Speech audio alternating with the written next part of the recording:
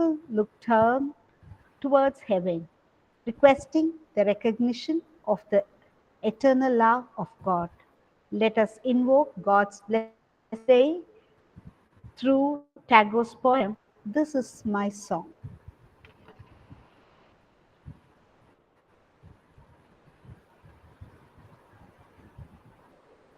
Merlin?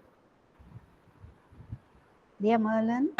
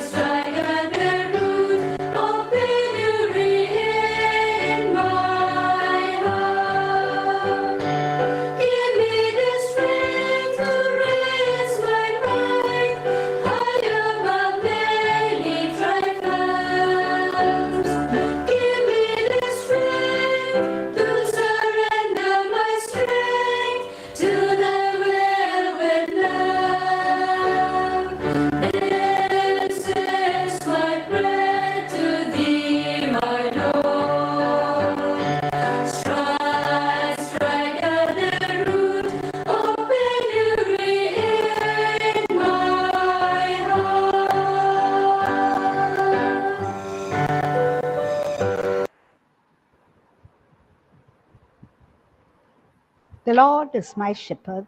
I lack nothing. He makes me lie down in green pastures. He leads me beside quiet waters. Psalm 23. Dear Lord, guide and lead us throughout this faculty development program.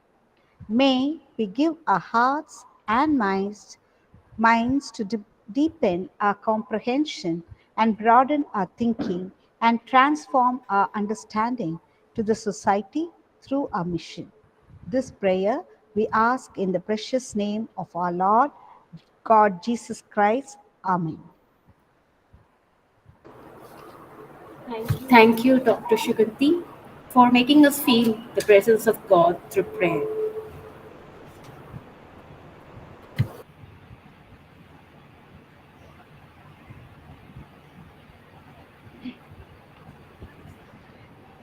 May I request Dr. Mary Sandra, Associate Professor, Head Department of English, to welcome the gathering.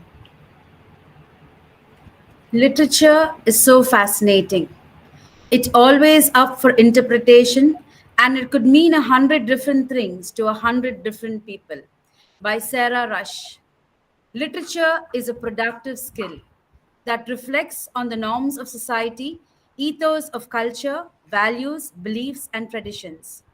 Literature can inspire and delve into their imaginations, learn and reflect on oneself and others. Recent trends in literary research have witnessed a sea of change. Recent research practices in English literature have not only embraced multidisciplinary collaborations with other disciplines of humanities and social sciences, but also with the disciplines of science and technology. So, this multifaceted research will definitely unravel intricate mysteries, answer many mind blowing questions, and help in understanding the core of truth. A warm welcome, revered sisters, respected resource persons, learned professors, erudite scholars, and students to this faculty development program on recent trends in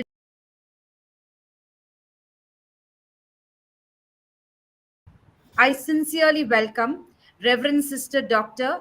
Annie Xavier, Secretary of Holy Cross College, whose spiritual demeanor and benevolent sympathetic self acts as an inspiration, guiding and coordinating the activities of the college. I welcome you, Sister. I graciously welcome Reverend Dr. Sister Isabella Rajakumari, Principal, Holy Cross College, who is an embodiment of goodness, a fountain of empathy, a true leader whose deep rooted intentions is shaped by the creative thinking and innovative strategies to assist Holy Cross to walk majestically on the sands of time. With a joyous heart, I welcome you, Sister. I deem it a privilege to welcome Dr. Vijay Singh Thakur, who is currently an emeritus professor of English at St. Aloysius Autonomous College in Jabalpur, India. He has taught English language, linguistics, and literature courses for 32 years in different higher education institutions in India and Oman. He began his full time teaching career at St. Aloysius College in the year 1994 as Assistant Professor of Communicative English and retired as Associate Professor of English Language and Linguistics from Dofa University, Salaha, Oman in 2022. During his 14 years of service at Dhofar University, he also served as head of English Language and Literature Department, acting head of Social Science Department, and assistant dean and acting dean of College of Arts and Applied Sciences for a number of years. Sirs published 3 books, 2 jointly edited books, and 39 research papers in the areas of applied sociolinguistics, discourse stylistics, cross cultural pragmatics, and TESOL pedagogy. He has presented papers and conducted workshops at 25 international conferences and also delivered 11 webinars in different countries. Sir has completed 1 doctoral thesis and evaluated 41 PhD theses. He was an external examiner for the universities in India, South Africa, Qatar, and Oman. He has been serving on the editorial board of 8 international accredited journals indexed by Scopus, ERIC, EBSCO, etc. for the last 15 years. Dr. Vijay has 7 international nominations and awards to his credit. He is also an active member of the international non-profit academic organization English Scholars Beyond Borders. I am happy to welcome this eminent professor for this webinar today. I welcome the organizing secretaries, Dr. Sister Judy Gomes, Associate Professor and Vice Principal, and Dr. Ruby Merlin, Associate Professor and Dean of Students, the Advisory Committee member, Dr. Mary Jayanti, Associate Professor and Dean of International Affairs, and the other faculty members of the Department of English, all majestic pillars of support, strength, and dedication to all the academic ventures of the department. A cheerful welcome to you all. I welcome the enthusiastic faculty members, the research scholars, and students from far and near who will be with us on this online platform, actively participating and widening their spectrum of knowledge these 5 days. I cordially welcome you all. Only when knowledge is shared, it gains meaning and purpose. I welcome one and all to this great platform of sharing. Thank you.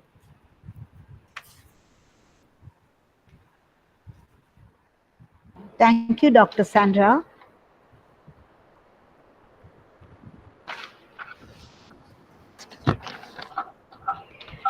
When we strive to become better than we are, everything around us becomes better too, says Paul Coelho. May I request Dr. Sister Judy Gomes to Associate Professor, Vice Principal, Department of English, to introduce the theme to the erudite audience.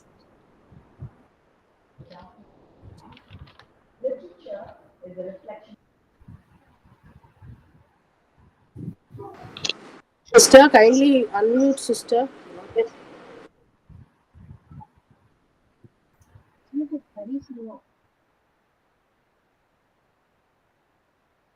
Sister, we are not able to hear you, sister. Sorry, sister. Yes, sorry. Now it is audible, sister. Thank you. Literature is a reflection of life. As times have changed, so has the style and subject matter of the literary artworks. Literary creation and research have always been intertwined. Just as art has evolved, so has research and its varying methods. Research today has grown to encompass a wide range of disciplines. Literary research has today become wholly multidisciplinary. It has grown in response to changing academic interests, technological advancements, and cultural shifts. New arenas of study, such as digital humanities, memory studies, psychology, health humanities, artificial intelligence and literature, subaltern studies, environmental humanities, adoption studies, cultural studies, transcultural studies, queer studies, and so on, has emerged, giving researchers a chance to delve deep into the multifaceted and disciplinary understanding. This initiative will encourage interdisciplinary discussion and collaboration between literature and other fields. This would help in highlighting diverse voices, which will emphasize the importance of inclusivity and diversity in literature, and to showcase research on works by authors from underrepresented backgrounds. Above all, it would foster critical thinking and discussion around the changing landscapes of literature and the cultural, social, and technological factors that influence it. In enhancing pedagogy, it would provide methods to discuss how recent trends in literary research can influence teaching and curriculum development in literature programs. This faculty development program would raise awareness among the academic community and the general public about the importance of staying updated with current trends in literary research. Thank you. Thank you, dear sister.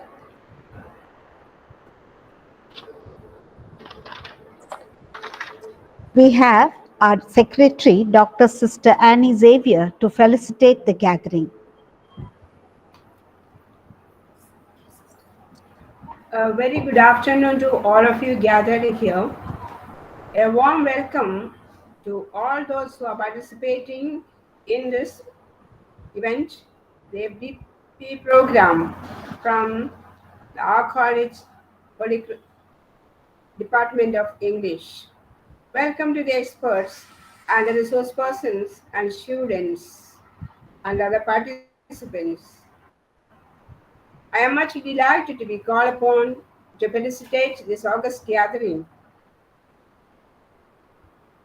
A verse from the Holy Bible says, honey knows also, know also that wisdom is the honey for you. If you find it, there is a future hope for you, and your hope will not be cut off, says the verse from the Proverbs. I hail this day in the powerful name of God. I'm happy to be with you, the industrious bees from the beehive of English department. Truly, the seekers of wisdom, like those of you intellectually industrious, sees gathered here today in this impressive assemblage. Wisdom is indeed as sweet as honey. The promises of brighter tomorrows are held within you. The relentless pursuit of knowledge has elevated as humans, as creators and inventors, who endeavor to bring about a progressive and positive change in the world. This faculty development program, the recent trends in the literary research, is a timely response to the clarion call of the times, where the intellectual climate is facing winds of change from all directions and from disciplines. Modern research presents itself as a tool that echoes the current need for for dissemination of knowledge. Let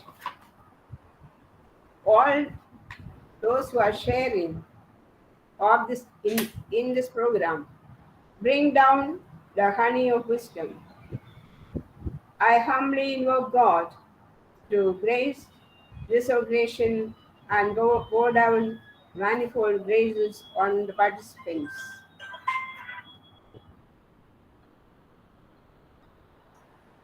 Hearty congratulations to the head of the department of and all those who are resource persons, thus those who are responsible for organizing this great event.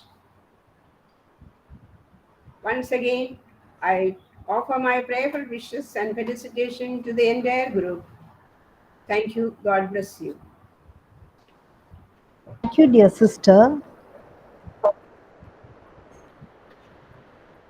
We now request our dynamic principal, Reverend Sister Dr. Isabella Rajakumari, to felicitate the gathering.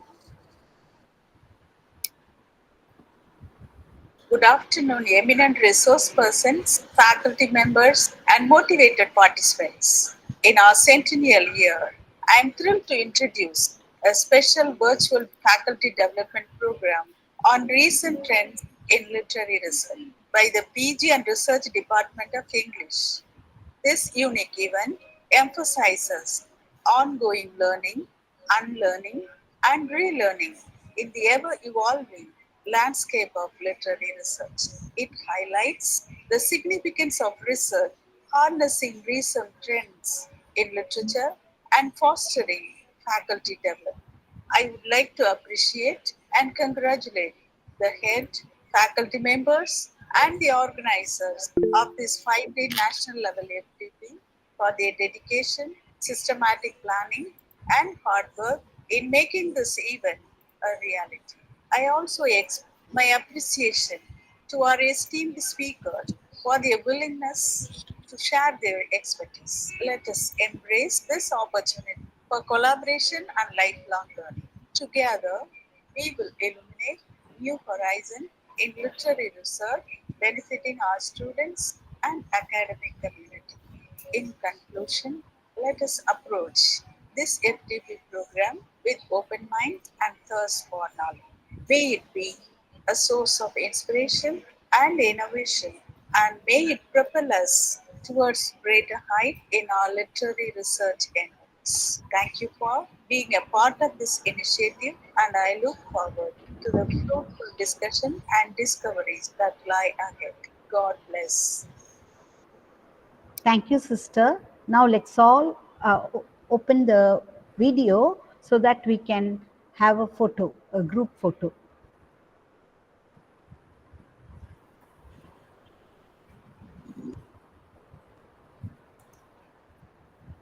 Dear participants,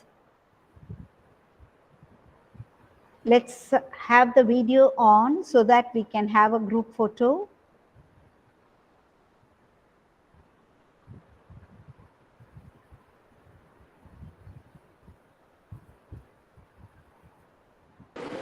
Thank you, everyone.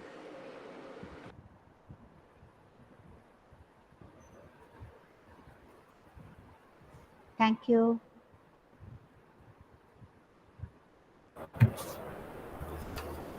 Develop a passion for learning. If you do, you will never cease to grow. Now I invite Dr. Vijay Singh Thakur, Emerite Professor, St. Aloysius College, Jabalpur, Madhya Pradesh, to present his keynote address on the topic Research-Oriented Teaching and Learning of Poetry in English Literature and Language Classrooms. Sir, please.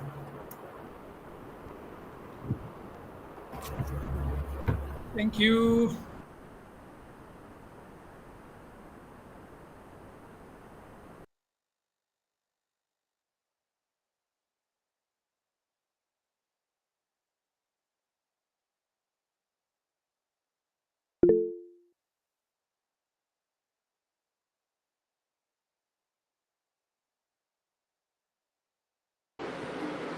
Sir has got disconnected. We'll just wait for him to join. Dear participants, you can post the questions in the query box so that we can have the answers after the speech.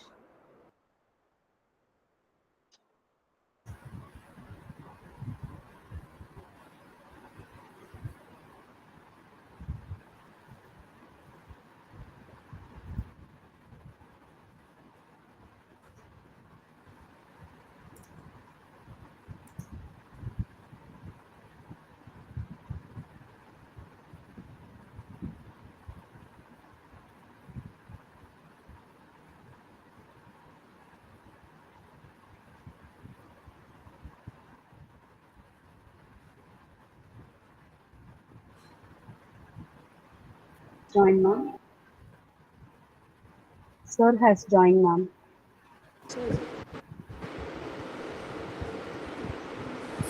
So you can start, sir. The screen Yeah. is presented for you, sir. Yeah, how to change the slides? Sir, I'm taking care of changing the slides, sir. From Aditi.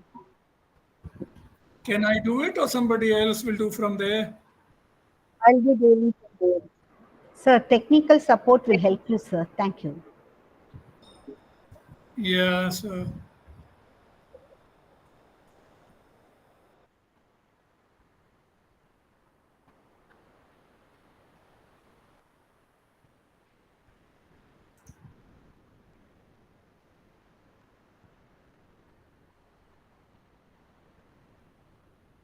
can I do it or? We can begin, sir. Okay. So, first of all, I would like to thank everyone in Holy Cross for this very, very warm welcome, for inviting me, and to Sister Mary for reading and introducing me very generously, hoping that today's topic and presentation will be useful for the teachers as well as all the students, those who are attending. As you already know, the title is Research Oriented Teaching and Learning of Poetry in English Literature as well as Language Classrooms. And the focus is on educational perspectives. So, what I have done mainly here, poetry can be used in literature classrooms. It can also be used for teaching language skills. So, in that context, what I have tried to do here is I have tried to focus on research related to language acquisition and also developing linguistic competence as well as literary competence.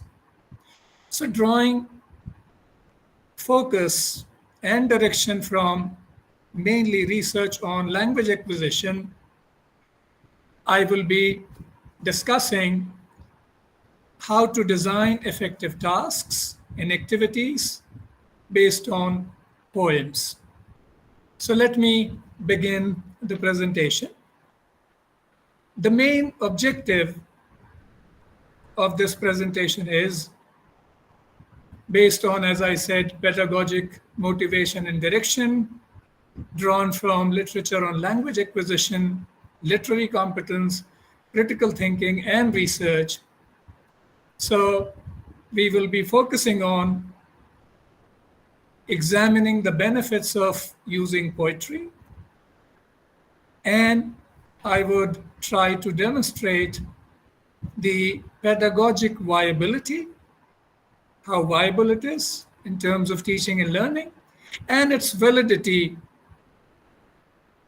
of certain carefully designed tasks and activities which can make students increasingly confident in expressing their emotions and ideas with a questioning, challenging, and analytical mind.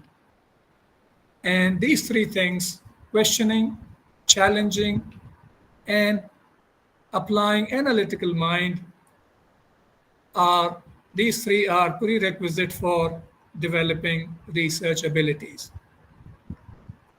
Mainly in the second part of the presentation, after the theoretical part, I'm going to demonstrate how purposive and persevering practice of higher order thinking, in short, we can also say using abbreviation HOT strategies, such as fostering inquiry oriented thinking and encouraging open ended class discussions using poetry in English language and literature classrooms, which can lead to consequent development of language acquisition, literary competence, critical thinking, and research abilities. Can we change the slide, please?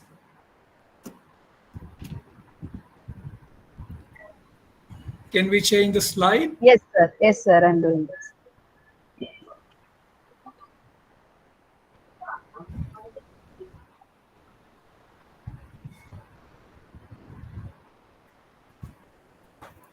There are a number of aims to discuss and demonstrate in this presentation. So I'll be talking about what is research and why do we need research? What are some of the key principles of language acquisition? I have not taken all the principles. I have taken here only three main principles of language acquisition.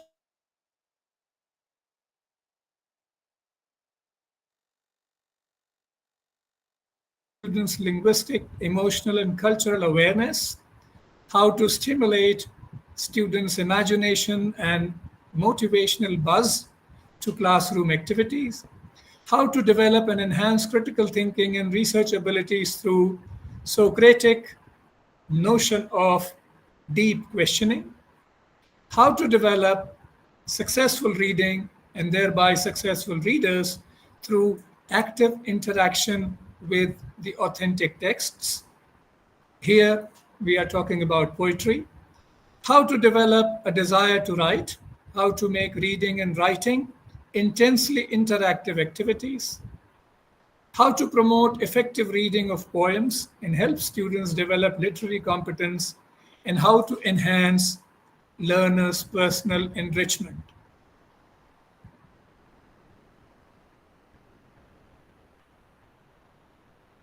But before we get down to discuss and experience how a task-driven, research-oriented approach to poetry can be used to stimulate language acquisition, literary competence, critical thinking, and research abilities, let us discuss and examine what is research and why do we need research, and what are some key research-based principles of language acquisition that are linked with the use of authentic learning materials. And here we are using poems as authentic learning materials. होय तो बे म्हटलं का छान.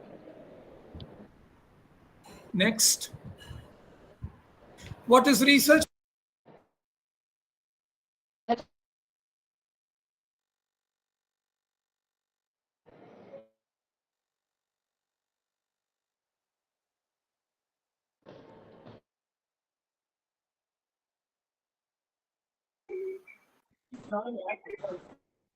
Excuse me, sir. You're on mute, sir. Kindly unmute, sir. Oh, sorry. That's okay, sir. Okay. Thank you, sir. Go back to the previous slide.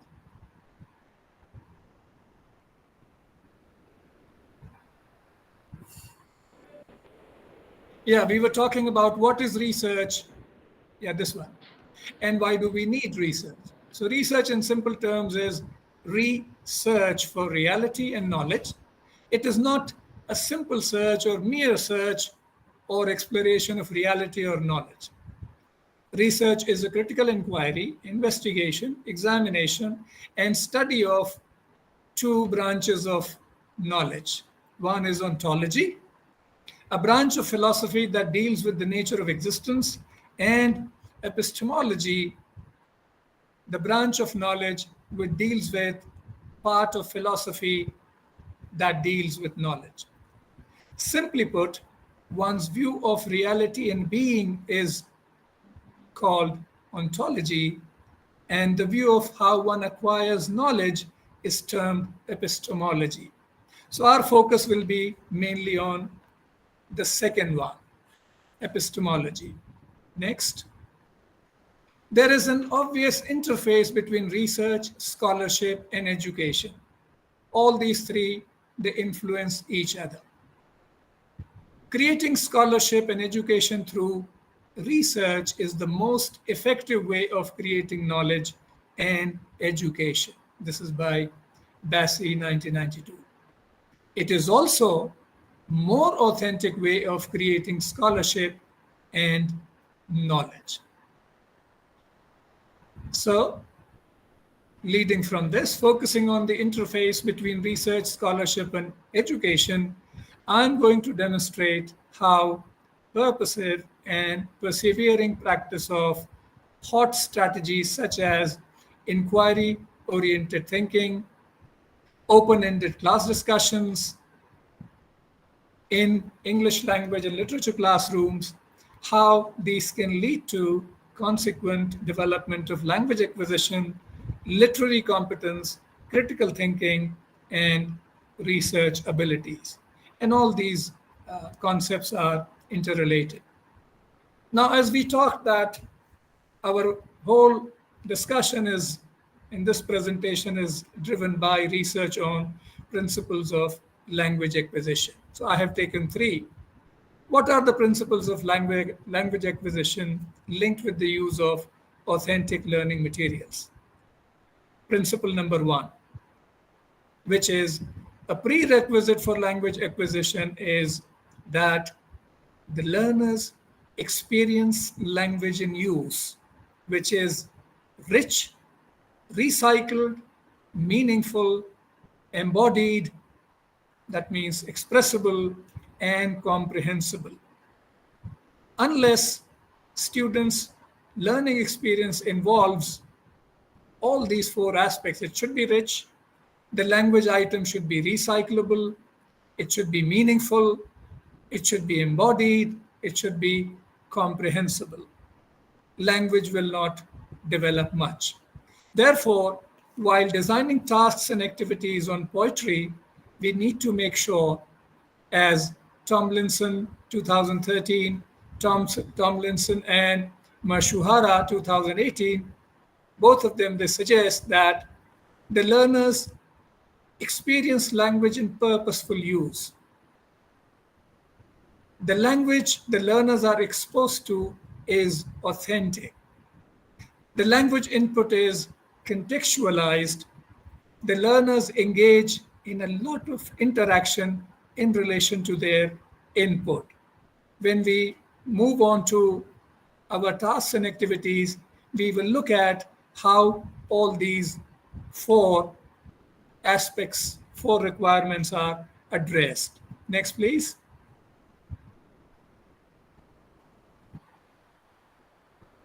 Now, principle of language acquisition 2, which is learners need to be affectively, emotionally, and cognitively engaged, intellectually engaged in their language experience.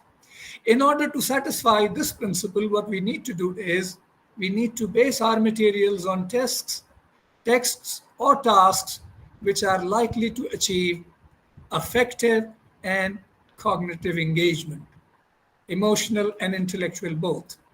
Make use of activities which get learners to deepen and articulate their feelings and thoughts. Stimulate emotive and cognitive responses through literature, some other learning materials such as controversial and provocative texts, issue-focused texts, personalization, and localization. Here we will be talking about poetry. Stimulate learners to think and feel before, whilst, and after using the language at all the three stages. Set achievable challenges which help to raise the learner's self-esteem. Make the learning environment and the learning materials as attractive and enjoyable as possible. Again, by Tomlinson and Mashuhara. Next, please. Principle of language acquisition 3. Learners need opportunity to use the language for contextualized and purposeful communication. In order to satisfy and achieve this principle in the classroom, we need to provide many opportunities for the learners to produce language in order to achieve intended outcomes depending on the lesson. Make sure that the output activities are designed so that the learners are using language rather than just practicing specified features of it.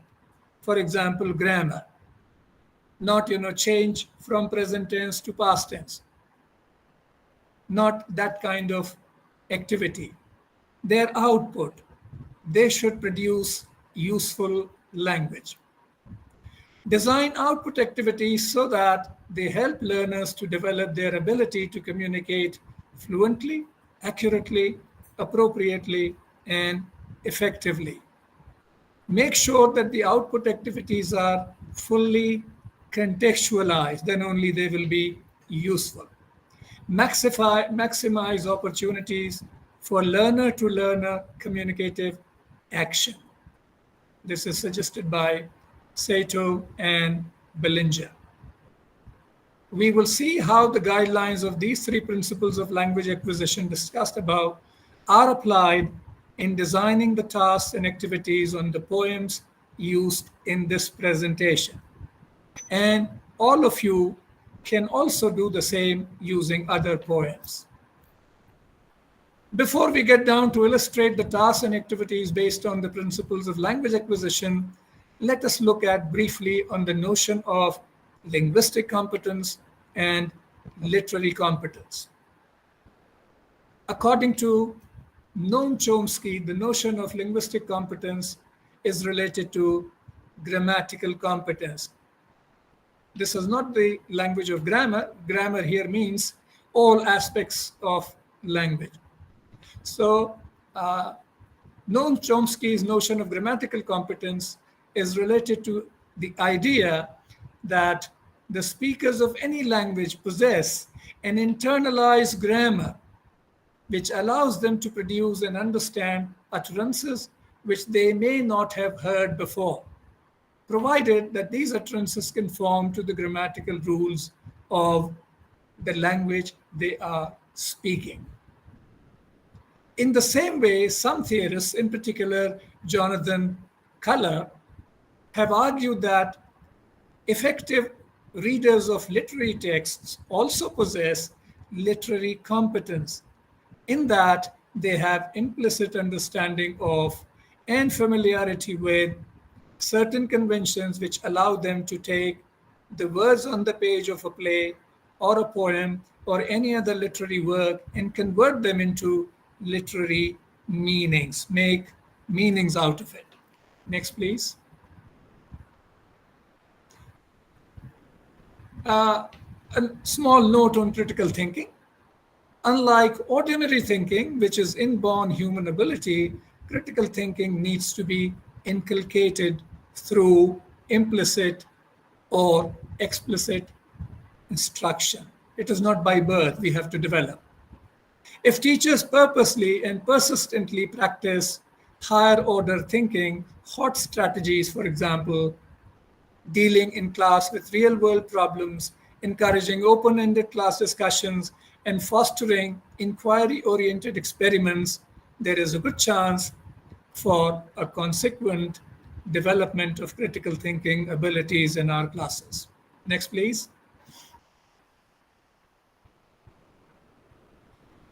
Before we get down to move further, let us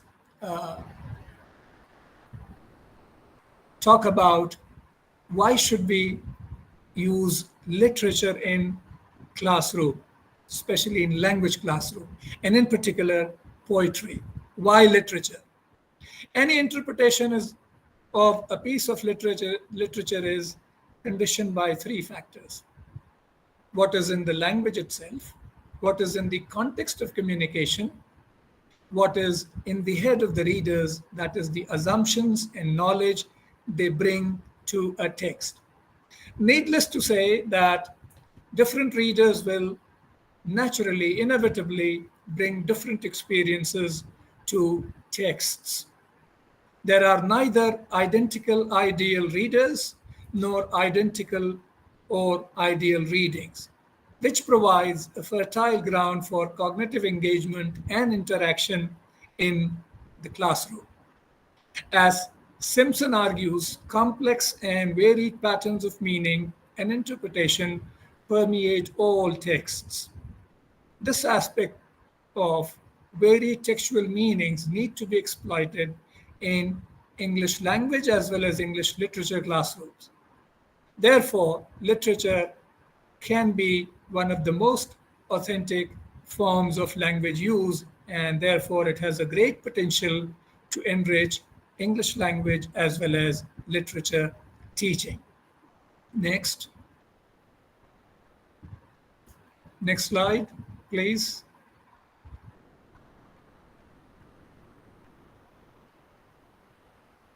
Next slide, please.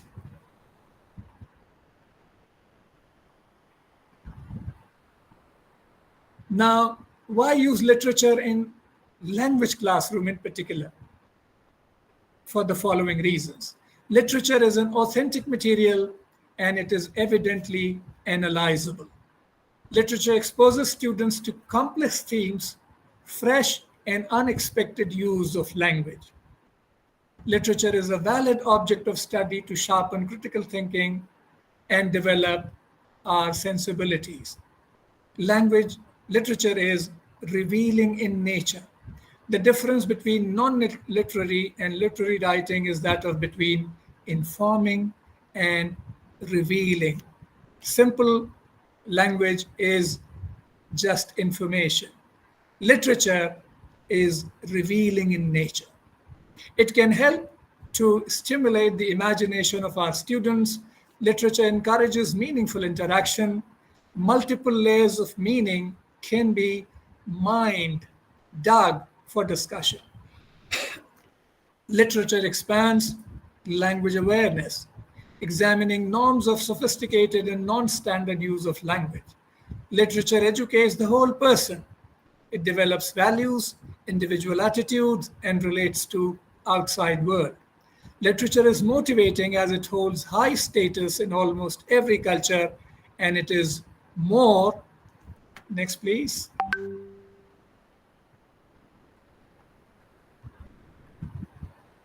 and it is more useful. Now, why use poetry in ELL classrooms? Poetry is a special form of literature which has many appealing qualities for language teaching and critical thinking, as listed by Alan Maley, 1987. First one is rhythmicality. Poetry is usually of high rhythmical nature. It involves performance or recitability. Poems offer better opportunity for oral recitability, and performance. Ambiguity. It has a public meaning and also a personal meaning. Non-triviality. It offers significant input for the learner and enhances their experience of existence. Universality. Poetry as forms of language use is universal among all human beings on this planet. Their themes are also common to all cultures. Playfulness. Learners can observe and experience what others have dared to do with the language in poetry. The experiment with the language provides the opportunity to play with it and also test its elasticity of the use of language. Reactional language. Poetry gives people access to react personally to other person's verbal sensibility. Motivation. It offers a motivational force for appreciating what is considered to be difficult. Greater scope for exploitation. Poetry offers greater scope for exploitation of the semantic sources of the language as compared to prose. Poetry offers scope for unfolding many layers of meaning because they are complex in thoughts and there are multiple layers of meanings in poems. Interaction. Poetry provides unparalleled opportunities for interaction, which is teachers to student interaction, student to student interaction, and also author or the poet to reader interaction. Next, please.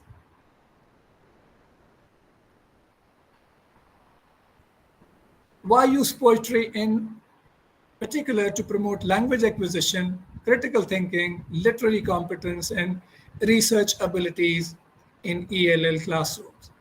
The choice of poetry can also be driven by, as Tomlinson argues, he gives a mandate on the potential of engagement in texts. Collect, he says, collect and or create texts, written or spoken, which has the potential of engagement. That is, experiencing the text in such a way as to achieve interaction between the text and your senses, feelings, views, and intuitions. And poetry provides these possibilities at the highest level. Such texts can stimulate multidimensional representation in which inner speech, sensory images, and affective stimuli combine to make the text meaningful. Such a representation can achieve the effective impact and deep processing. Needless to say that deep processing is highly instrumental in developing research abilities. So, based on all these characteristics, all these aspects involved in the poetry, poetry can certainly offer these opportunities of engagement in ELL classrooms. Next, please. Now let us see different stages of a text-driven approach to poetry in ELL classrooms. We can have a readiness activity where we can activate the learner's minds in relation to the topic of the text. Initial response activity, and we can promote here a holistic response to the text when first experiencing it. Intake response activity can help the learners to articulate and deepen their personal response to the text. Developmental activity can get the learners to create a text of their own related to the core text. Discovery activity can get the learners to make discoveries about the use of language in the core text. Further development activity can be helpful in getting the learners to make use of their discoveries to further improve their development. Next. Next, please. As already stated, the main focus of the presentation is to stimulate language acquisition, literary competence, critical thinking, and research abilities in ELL classrooms. So now let us take some actual tasks and activities on poems that can achieve all these, which is the main focus of this presentation. The analytical tasks and activities shared in this presentation are based on a number of poems that are diverse in themes, rich in their tone and tenor, and unique in their vantage points from which the poets have developed their poems. And we will be analyzing all these aspects. These tasks provide a wide range of opportunities for the teachers to develop critical as well as critical thinking skills of students by involving them in answering probing comprehension questions, confronting them with discovery-oriented analytical questions, and engaging them in higher order synthesizing or reconstructing tasks and activities. Needless to say that these skills are essential for developing critical thinking and research skills and abilities. Next, please.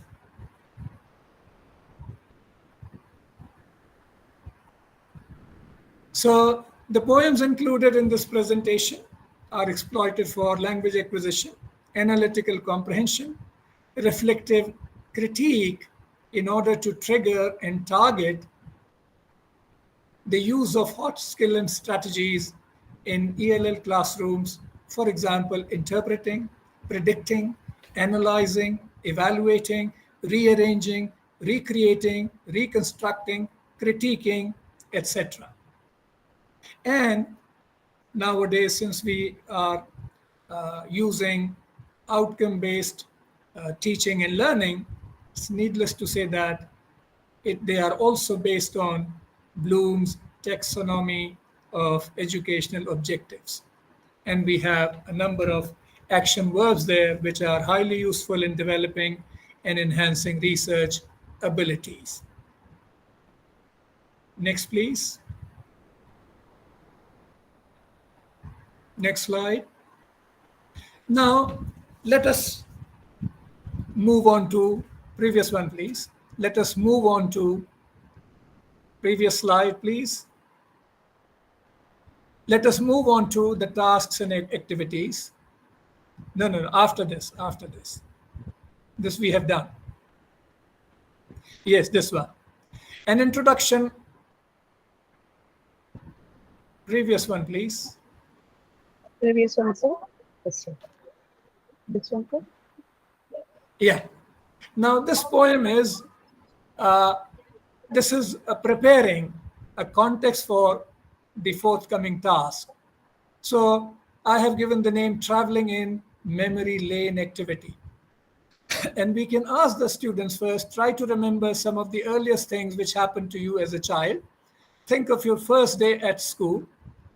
Revisit your school as a child, not as a grown-up person that you are now, become a child. Try to recollect whatever you saw that day, whatever happened to you that day, whatever you experienced that day, happy moments, fears, fellow students you saw and met, the school gate, the school building, the classroom, the teachers, the lessons, all these things, and many more. And jot down your memories of that day in a childlike manner. Then we can say, okay, share your notes with your partner in a classroom, for example. Write a short narrative paragraph. After this brainstorming task on traveling into one's childhood memory lanes, the following task can be given. And the task is on a beautiful poem, First Day at School by Roger McGough. Now let us see his poem, his first day at school. Next slide, please. And we can tell here that this is a warm-up activity. We can ask the students, imagine that you are that child, that you are standing alone in the playground during your first day of school. So here, recalling and relating is involved.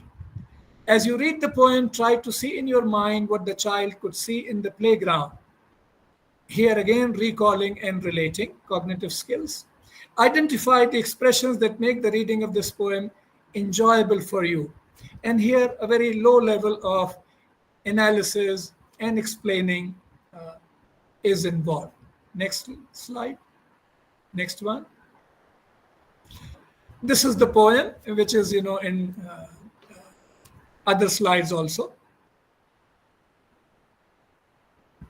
Million, billion, billion miles from home.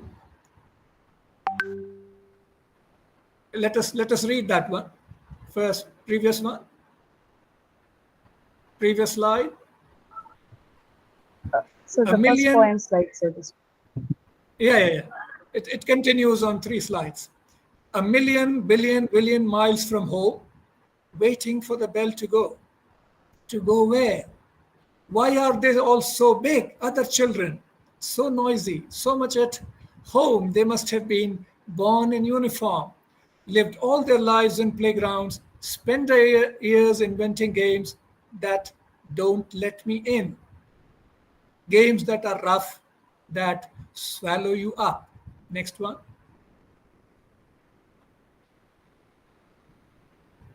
And the railings, all around the railings, are they to keep out wolves and monsters? Things that carry off and eat children?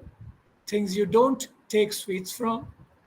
Perhaps they are to stop us getting out, running away from lessons. Look at the spelling. First day at school, lesson. What does a lesson look like? Sound small and slimy. They keep them in glass rooms. He is not saying classrooms, child is saying glass rooms. Whole rooms made of glass. Imagine.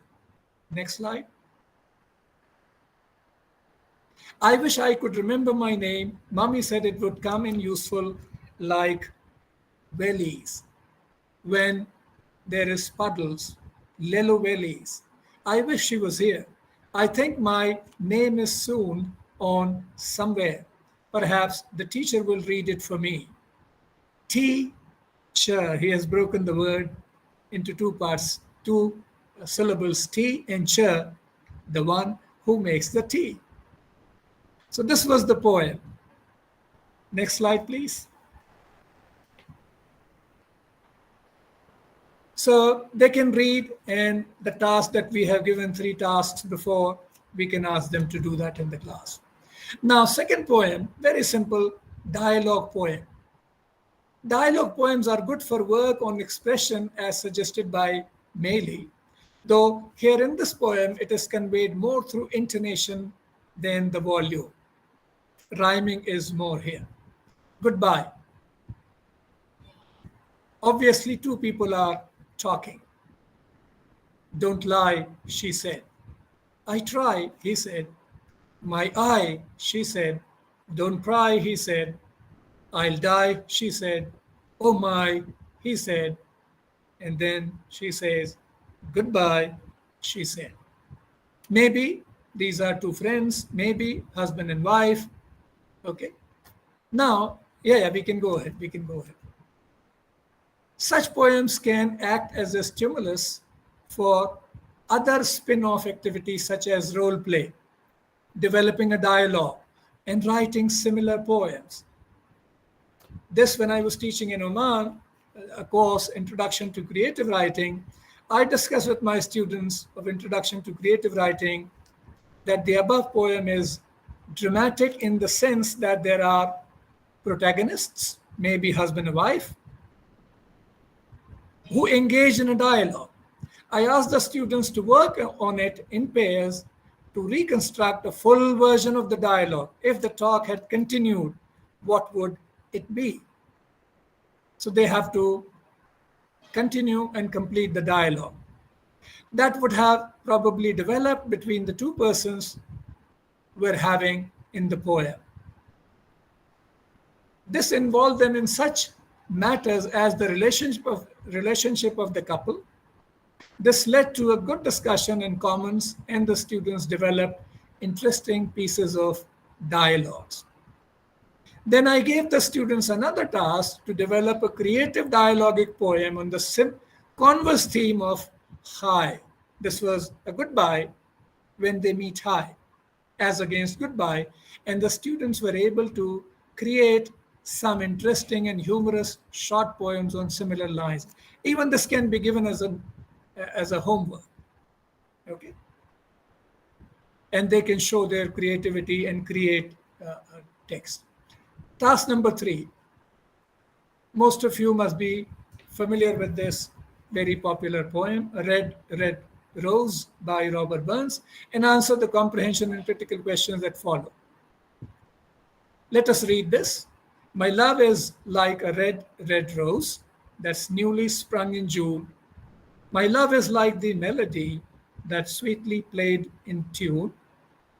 Next slide.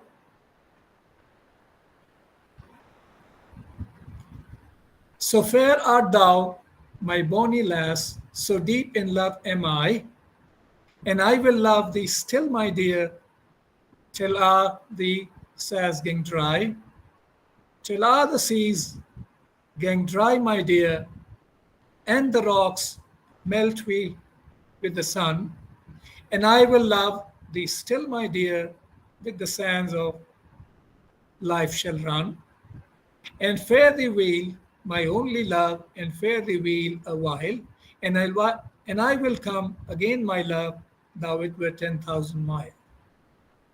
Next. Now these are comprehension questions, then we have critical thinking questions also. Who's the speaker? How do you know? Who's the person spoken to in the poem? Again, how do you know? Does the word love refer to the feeling of love or the person loved? What does he compare his love to? Which expressions in the poem describe the beauty of the speaker's beloved? Which of the two persons referred to in the poem is going away? Which expression in the last stanza tell you about this? How long will the speaker be away from his beloved? What does the speaker promise his beloved? What does 10,000 miles mean? Next. Now some critical thinking questions which are analytical in different degrees. Why is the word red repeated in a red, red rose? And here, analysis and cognitive skill of explaining is involved. Explain the simile in my love is like a red, red rose. Again, analyzing and explaining is involved. What kind of love does the poem express? Explaining and evaluating is involved. What is hyperbole? What is the function of a hyperbole as a figure of speech in this poem? Cognitive skills of relating and analyzing. Can the sea go dry and can the rocks melt with the sun? Why does the poet say this? What's this way of expression called? Interpreting, analyzing, explaining. These skills are involved, which are cognitive skills. Next. Next slide, please. Next slide. Sir, this is the next slide, sir. Critical thinking. And task 3, critical thinking questions. How does the rhythm of the poem reinforce the theme of the poem? Little challenging question. Interpreting, analyzing, explaining are involved. Which line has been repeated in the poem? What does the speaker want to express through this repetition? Relating, interpreting, analyzing, explaining are involved.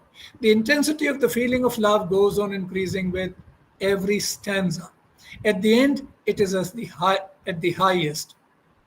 How does the poet do it? Again, recognizing all these things, demonstrating, analyzing, explaining are involved. Study the poem as a lyric and share your thoughts about it. That is, as a song that expresses a person's strong personal feelings, thoughts, and emotions. And here, applying, explaining, and analyzing is related. Next one, please. Now, look here. Here, when I used, this poem, okay, I asked the students before this, the following. I have used 2 poems actually. So before this, I had asked my students, the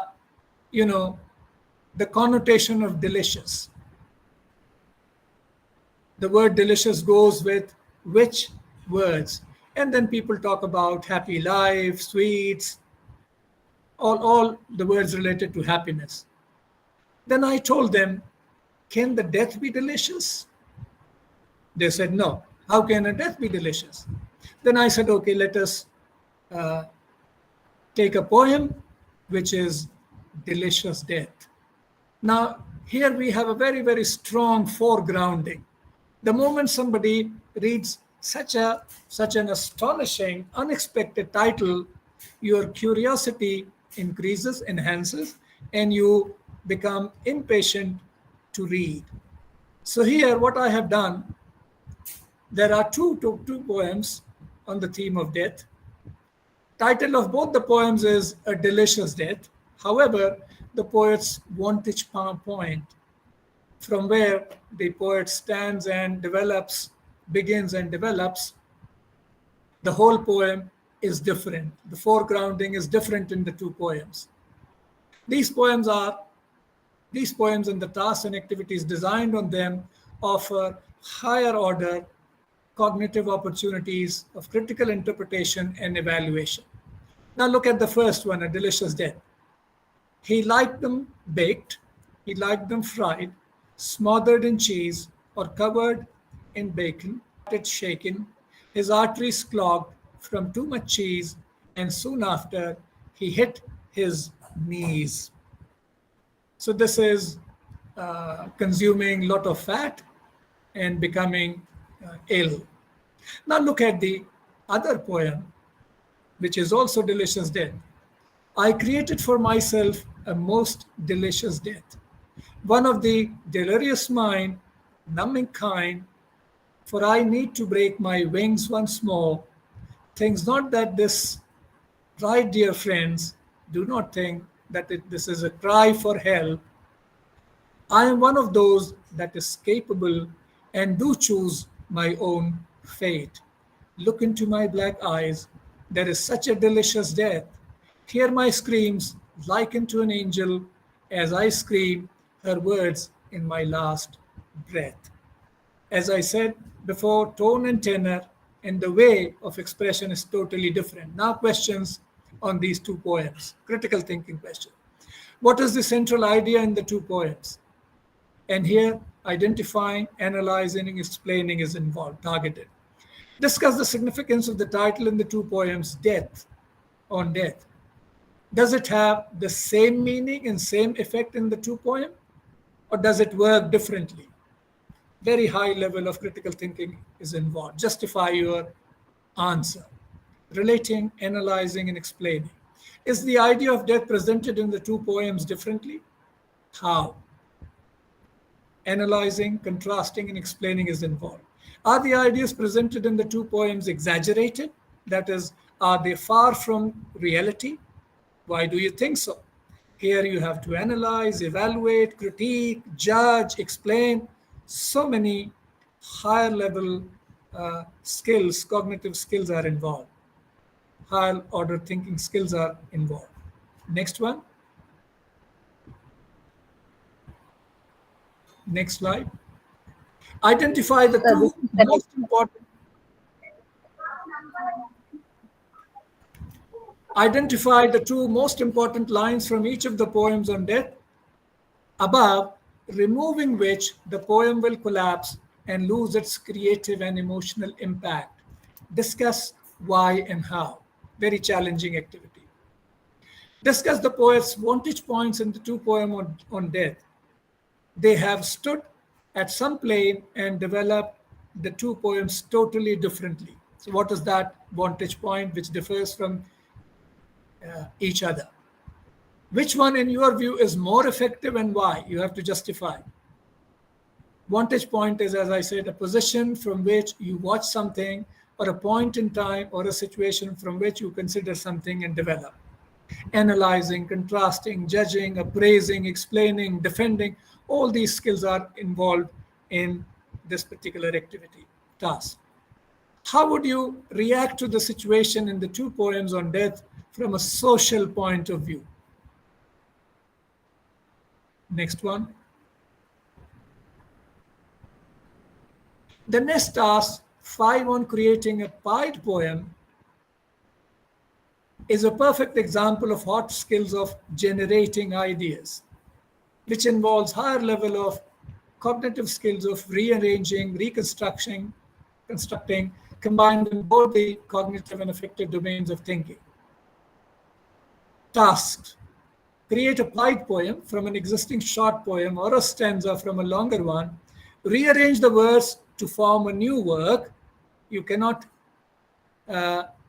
leave any word. Use the word, each word in the stanza, and create a new, equally interesting stanza or a poem. You may change punctuation and capitalization as you wish. Here, cognitive skill of generating new ideas and thoughts is involved.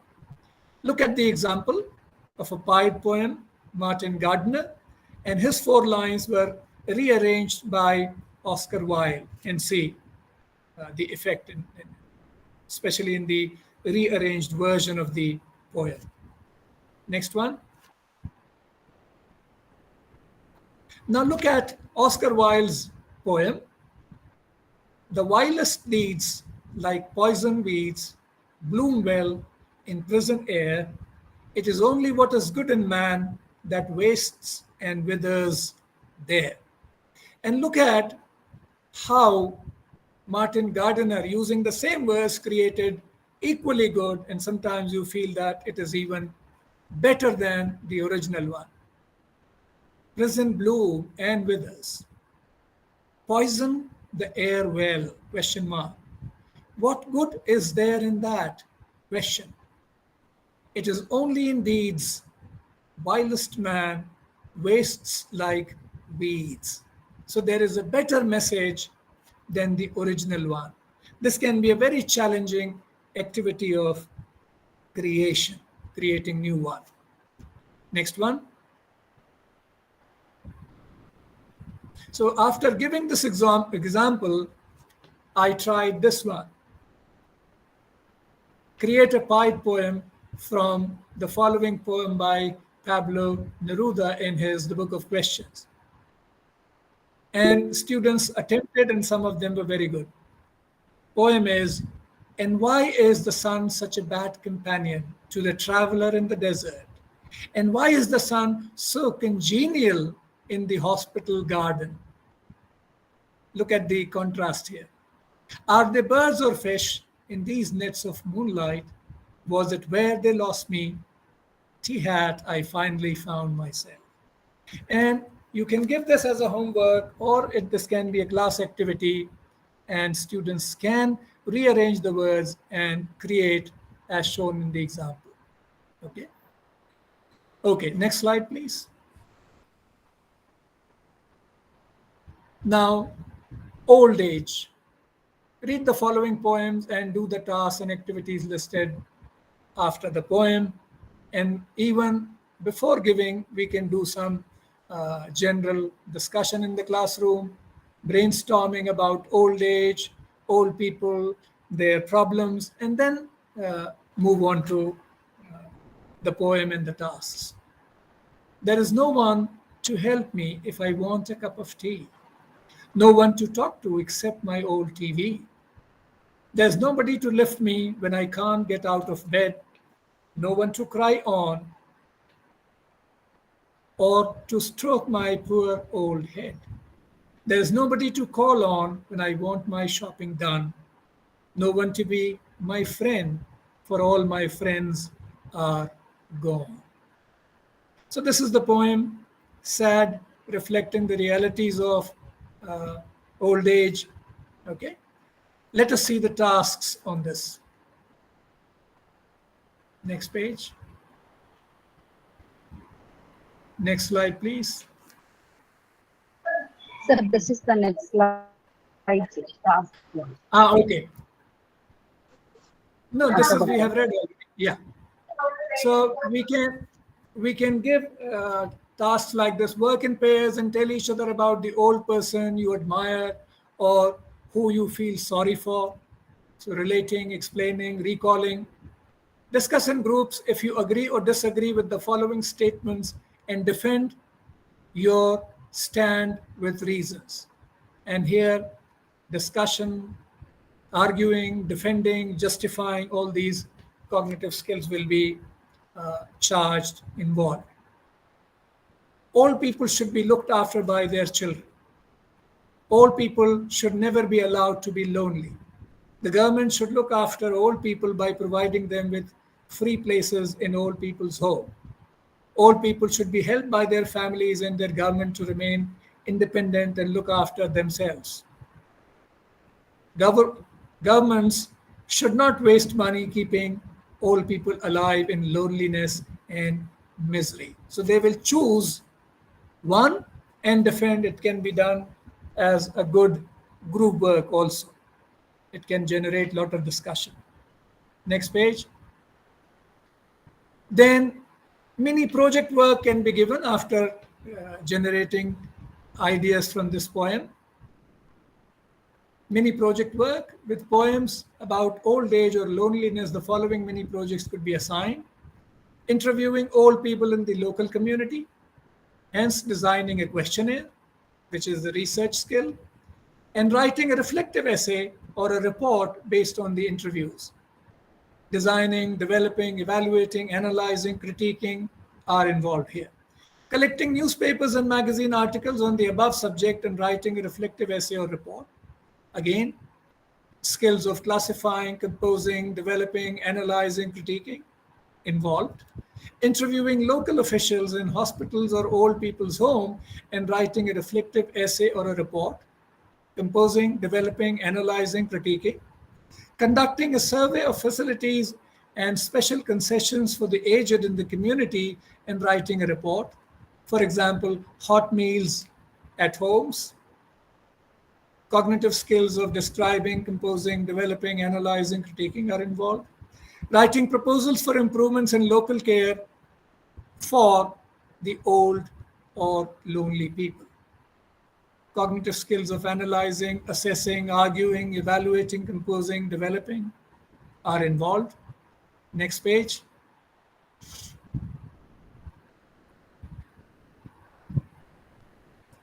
Even a research project can be planned. Students can be involved in joint research projects to explore information about the life of old people in 2 or 3 different countries of their choice and write a research-based, reflective, compare and contrast essay or report based on the support they get from the family, government, non-governmental organizations, etc., and based on the data collected from 3 different countries. And here, the cognitive skills of classifying, comparing, contrasting, evaluating, concluding, recommending will be involved, which are also research skills. And then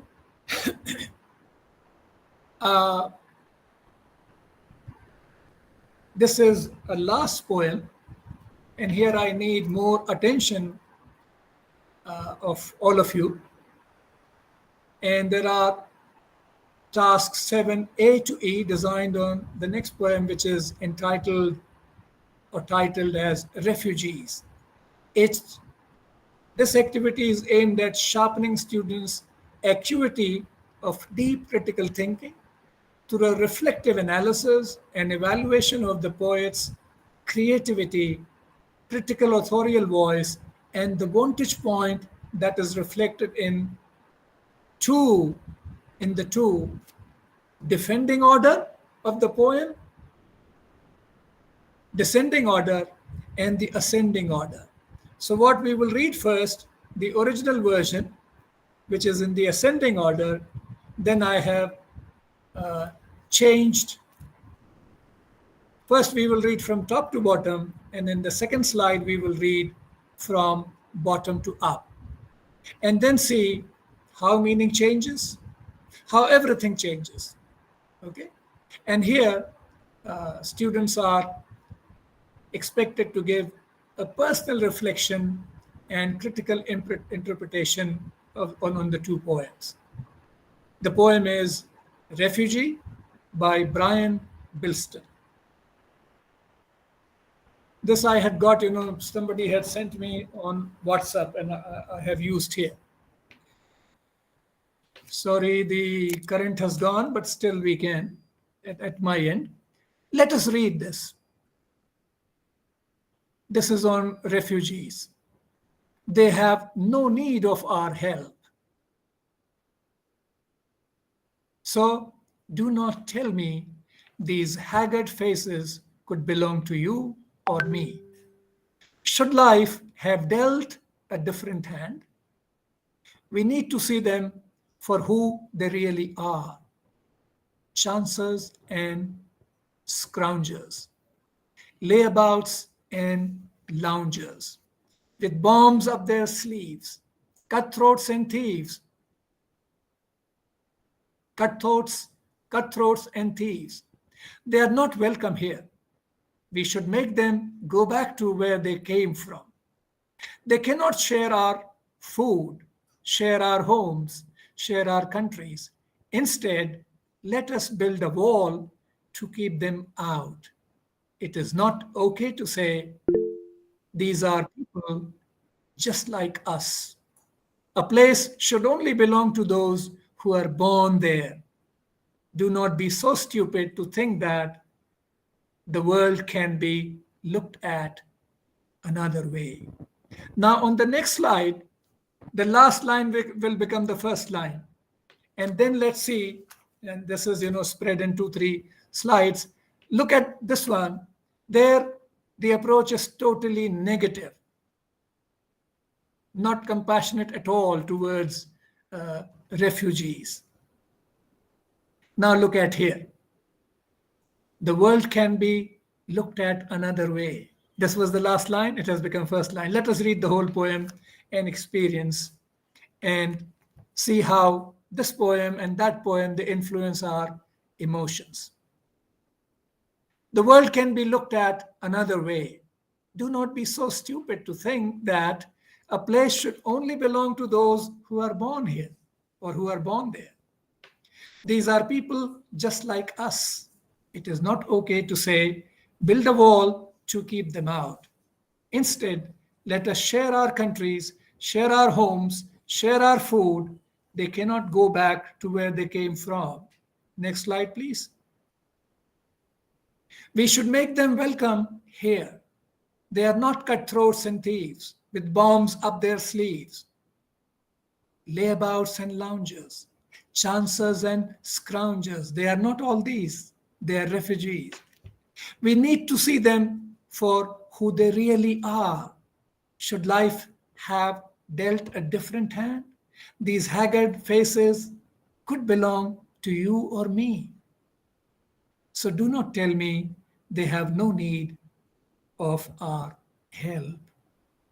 Next page. Next slide, please. Okay. So see how the whole theme, the whole effect has changed as compared to in the second poem as compared to the first one. Now look at the tasks. Now compare the two versions of the poem, your two interpretations, and reflect upon the narrative art and the creativity of the poet. Comparing, analyzing, evaluating, critiquing, appraising, all these skills are involved here. Which version of the poem, that is the original one or the rearranged one, do you like more or most, and why? Justify your answer. Very challenging question. Cognitive skills of comparing, analyzing, evaluating, critiquing, appraising is involved.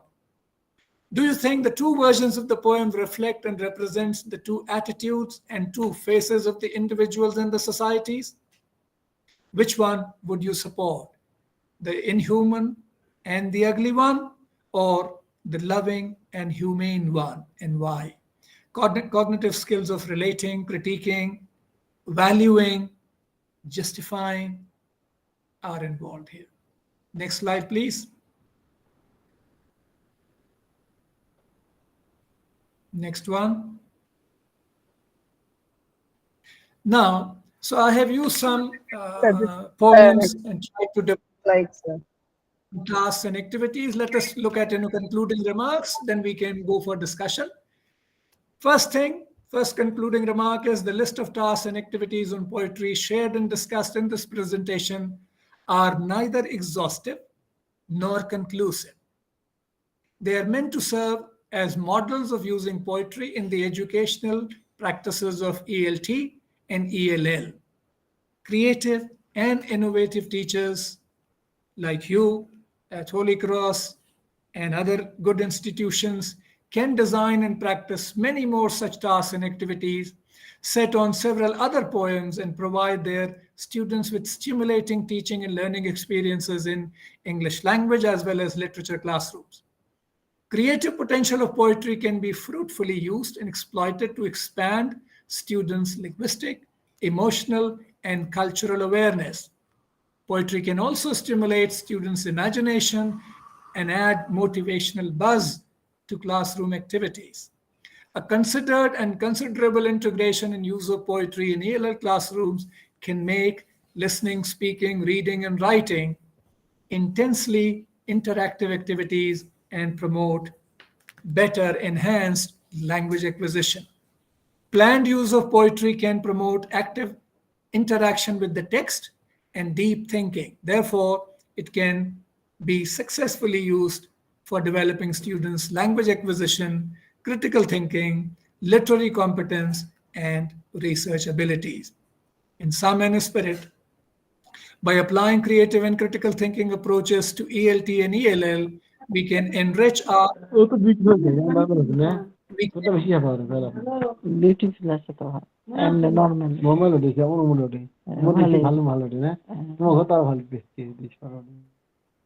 So, in sum and spirit, by applying creative and critical thinking approaches to ELT and ELL, we can enrich and deepen our students' learning experiences and enhance their personal enrichment for the strong reason that is rooted in the findings of the studies of Butler, Pentany, and Bong 2017. And they claim this was a data driven study that mastering critical thinking is a better predictor of successful life decisions than other factors such as intelligence. So, life can be more successful if our students are more creative and more critical. Next page, please. These are the references on 2 pages. One more. Next page.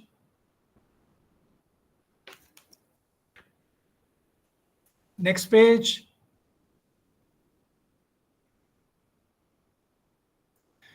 In closing, I would like to thank the management of Holy Cross, Trichy, for inviting me to deliver this FDP session. I am grateful to you all. My thanks also go for the audience for participating in this FDP session. For more details, you can share this one. You can share the PPTs for among all the participants. And for further more details and discussion on the use of poetry in ELL classrooms, they can refer to, there is a full-fledged paper published on in a Scopus Index journal called English Scholarship Beyond Borders, Cultivating Higher Order Thinking Skills Through Aesthetics and Creativity of Poetry, Pedagogic Motivations and Directions. So they can get some more information here. Okay, so thank you so much.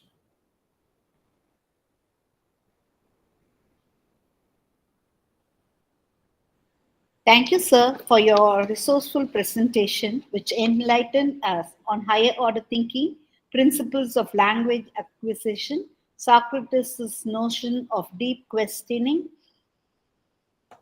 and then notions of linguistic competence and literary competence. It was an orientation on evaluation too. Thank you, sir. Now we'll go to the question session. So we have some queries, and the first one is posted by Dr. Hindal Chakrabarti.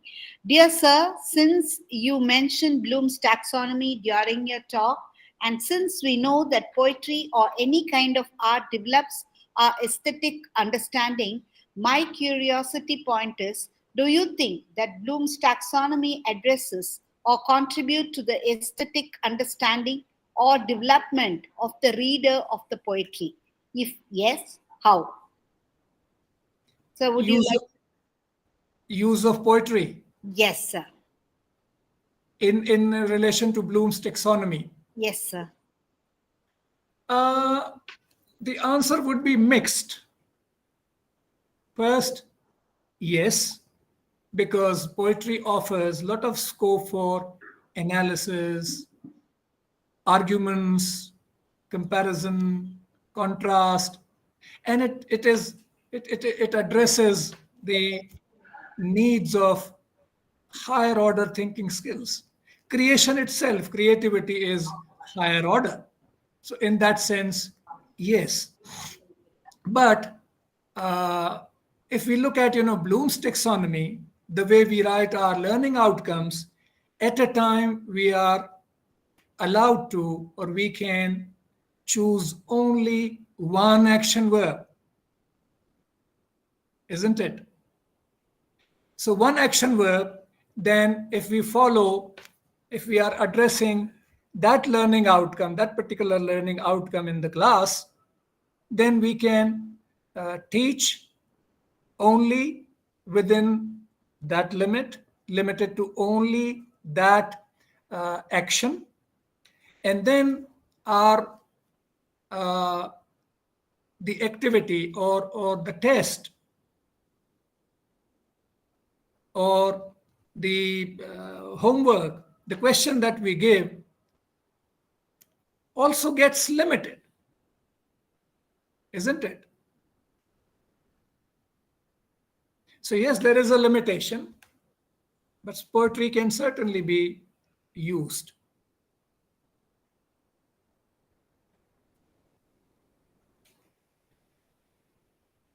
So Bloom's taxonomy action verbs, in a way, there is a lot of criticism also. People have done a lot of researches. So they say it limits our scope.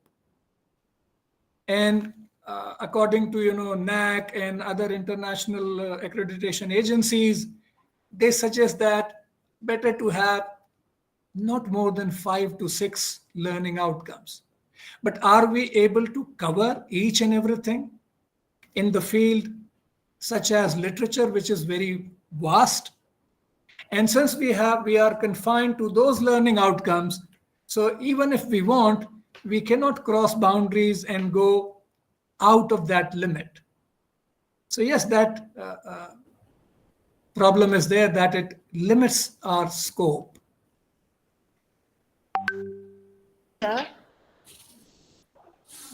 Now, the next question is, Sir, what is your same person, Dr. Hindal Chakrabarti poses this question. What is your opinion regarding the sense of astonishment and surprise that poetry gives us by transporting us from reality to magicality? And the objective focal point of Bloom's taxonomy is in a generic way.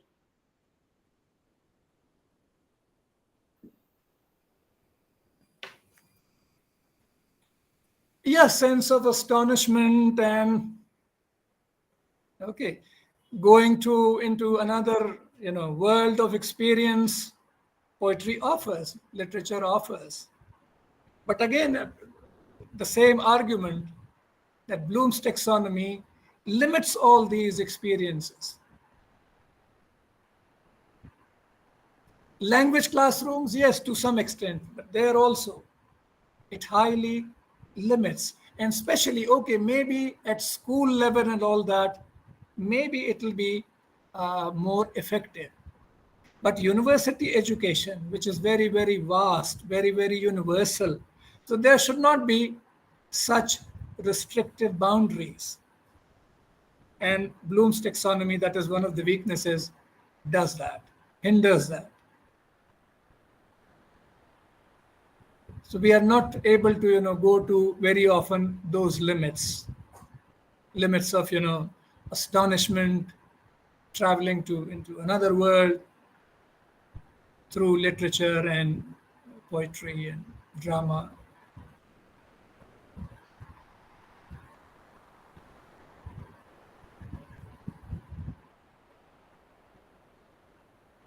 Suganti ma'am, kindly unmute Suganti ma'am.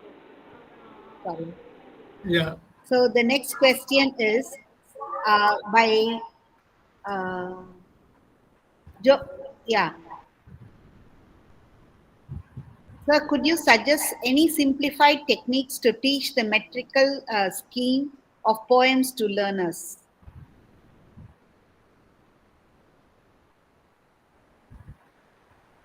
Simplified metrics. Yes. Again, depends on, at what level you are teaching the poem.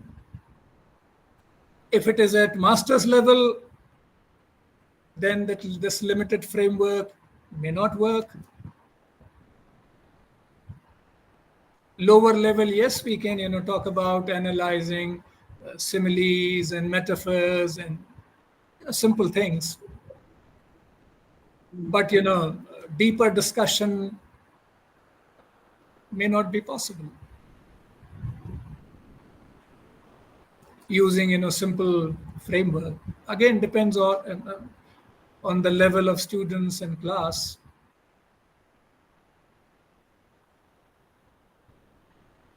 Literature is, there are no limited boundaries like. So advanced level, yes, they have to go beyond the boundaries.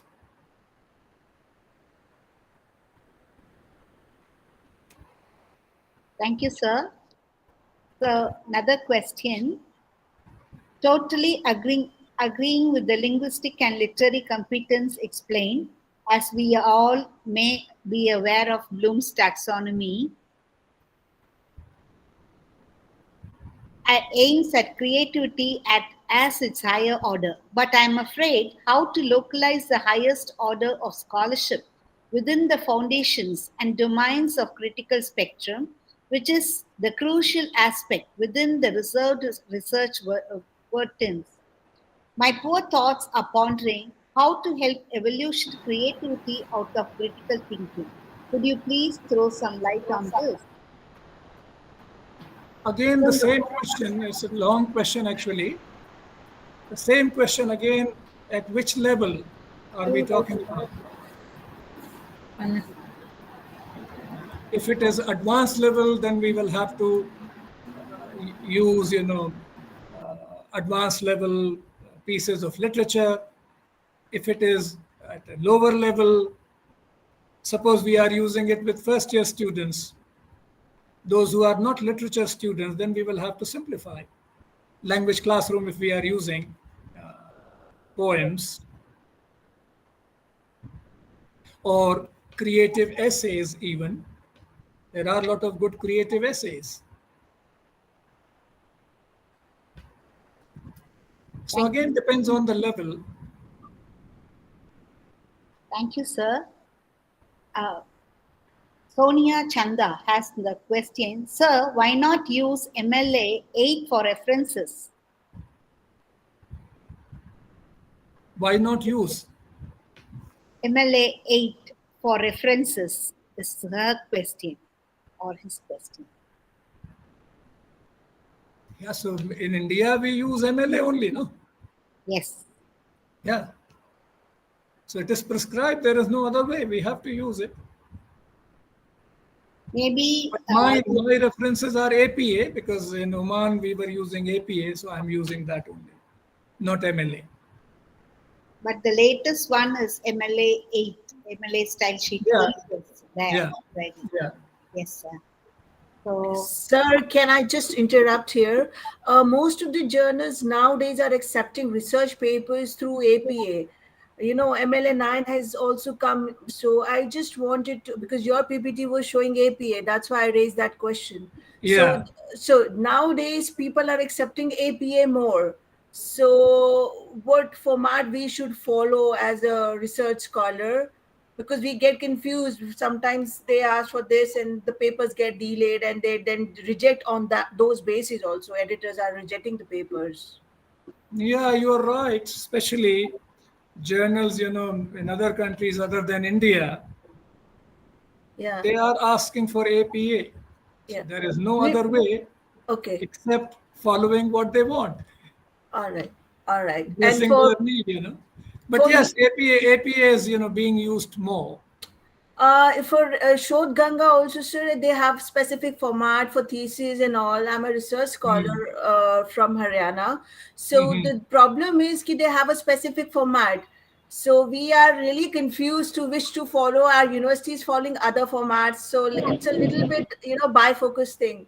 I mean, it is not a focus on one thing. Delhi University is following another thing. So this is a little confusion. Don't you think they should have one plan for all? I mean, level at all India level PhDs. They should Yeah, have they one must thing. have. They must have. They must have. Yeah. But Thank you, sir. unfortunately, it is not there. Yeah, it is And not there. some universities, for example, I evaluated some theses, three or four theses from Pondicherry. Yes, sir. they have reasonably good structure.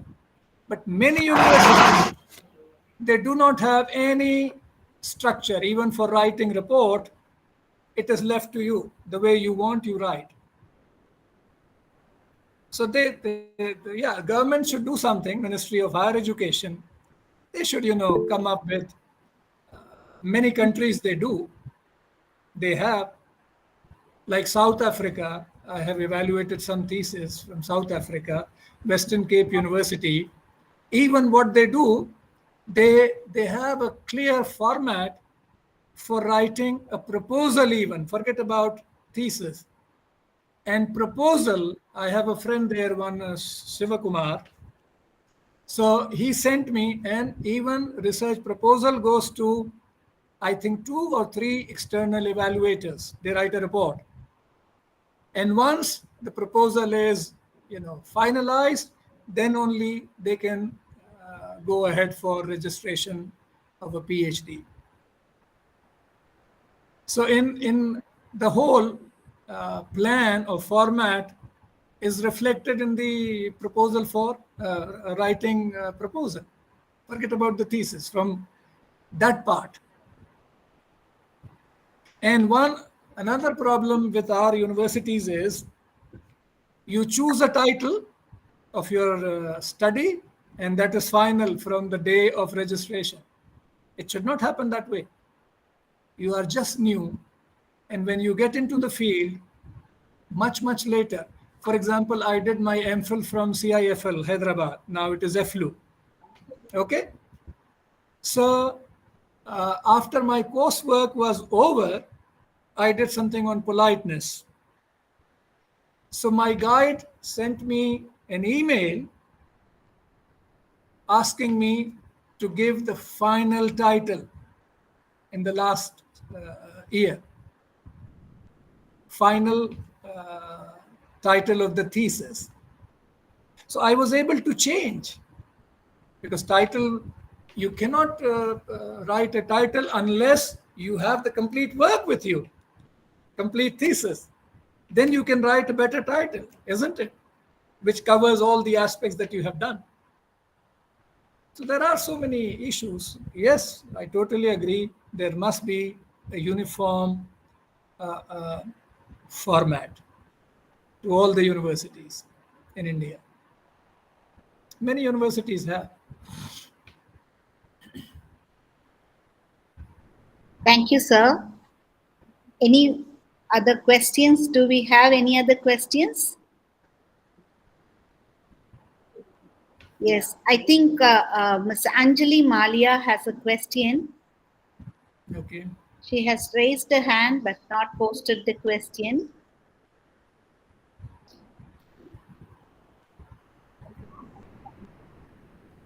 Anjali Malia, do you like to have a question? Yeah, ma'am, can you hear me? Because yes, I could. What is happening is that I'm not able to handle the technical side of it. I'm trying to type also, but I do not know how to reach out to the keypad. It's okay. I don't know. Maybe it is not happening on my screen. No. Ma'am, one thing which I faced was that, especially while guiding the students through research or especially in translation of poems from other languages, the translation part of it becomes very tricky, especially the beauty of the poem kind of gets lost when we are translating it. So how is the best way one feels satisfied or feels justified into what they are doing? Like, I had a student who wanted to go through the translations of the poems of Jibananda Das, and I was trying to help her out because I know both the languages, and we just sat together and cracked, and I understood that it is very difficult to get through with the beauty of one language, because it cannot be put sacrosanct into another language. So what would you like to, what is your take on it? Yeah, this problem will always be there in different degrees. Sometimes, translation also is at different levels. One is at a literal level, emotional level, cultural level. Sometimes you have certain aspects which represent one typical culture. It may be a tribal culture, it may be a village culture, it may be a religious concept which exists in one culture, one society, and it doesn't exist in your culture, in your language in which you are trying to translate. So, how to bring those concepts closer, as close as possible to the concepts that are available in one's language. This is always a challenge. So there cannot be 100% equivalence in translation. Only the best available possibility is it can be as much closer as possible depending on the abilities, expertise, seriousness of the translator and the researcher. Now, for example, if you go in US, dogs, pets, they are considered like a family member. They are not less than a family member. Now, suppose there is something and we are trying to bring in this issue in from some scene or something, from some narration or description in a novel or an essay or whatever, depending on what is our topic. So how to adjust this, how to translate. So such issues are always there.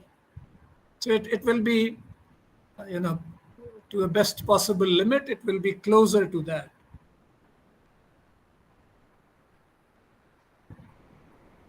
Thank you, sir. We have another question from Mr. Rohit Trivedi. He wants to ask about the most trustworthy journals and best ones would you suggest? Journals where, in India or outside? It is not specified. Nowadays, there is a lot of, I would say, academic politics. It's a money-making business.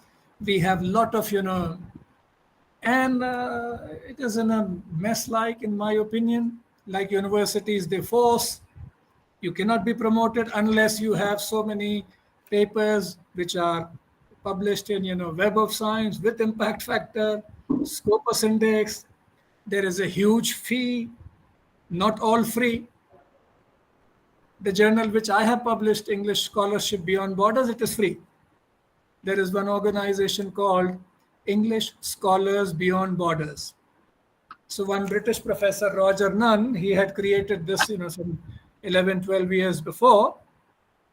So we organize a conference in different countries, help the institutions develop, conference theme and sub-themes.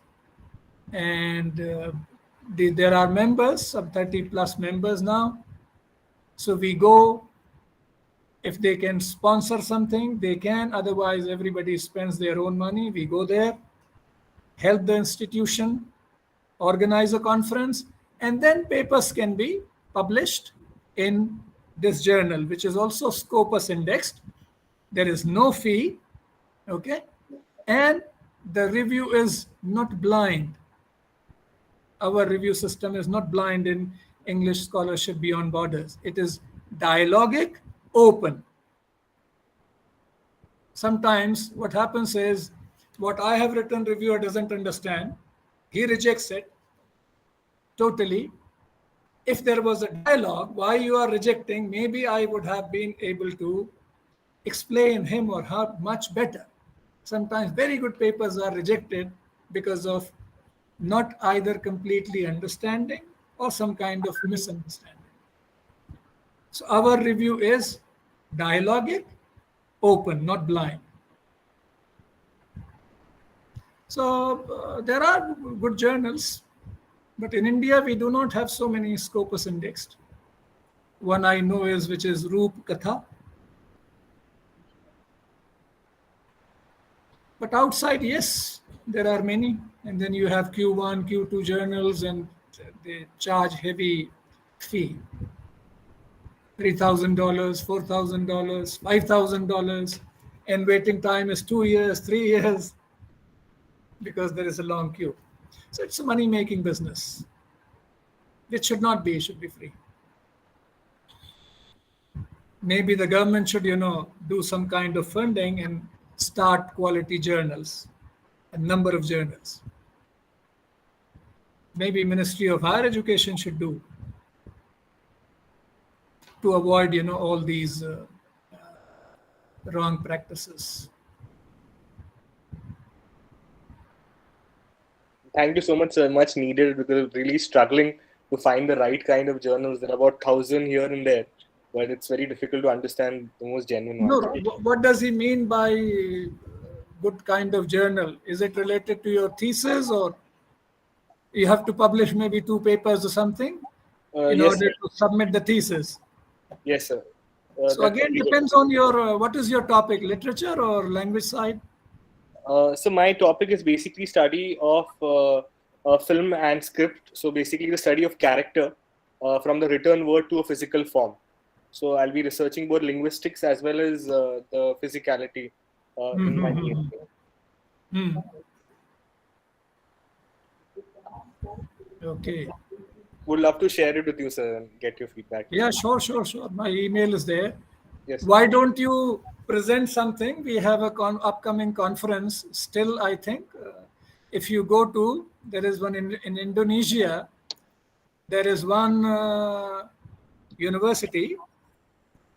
In English translation is Christian University of Indonesia. Right, sir. In Indonesian, they write something differently. Kristen, Indonesia, something like that. So we are holding a conference in November. So submit a proposal and then present it and submit the paper in our journal, English Scholarship Beyond Borders. That will be wonderful, Which is sir. a relevant journal. And you can try also Roop Katha, which is Indian journal, Scopus indexed. Roop Katha. Right, sir. Old journal, well established. Thank you, sir. Thank you, And sir. of course, you have LTI journal, English Language Teachers Association, they have, which is approved by the ministry.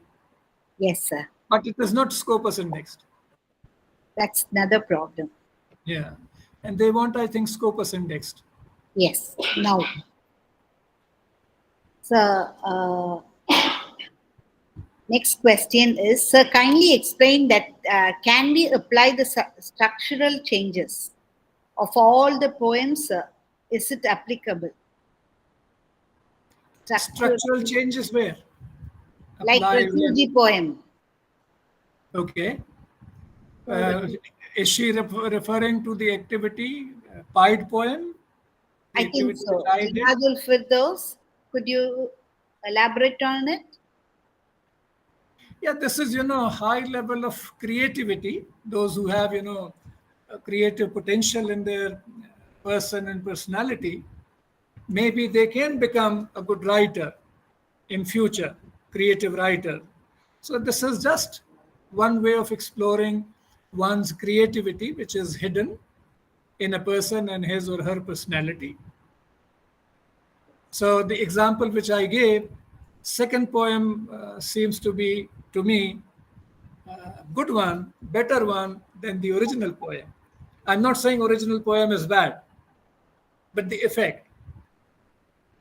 Yes. And I did in like in Oman, those students, their English is not very good.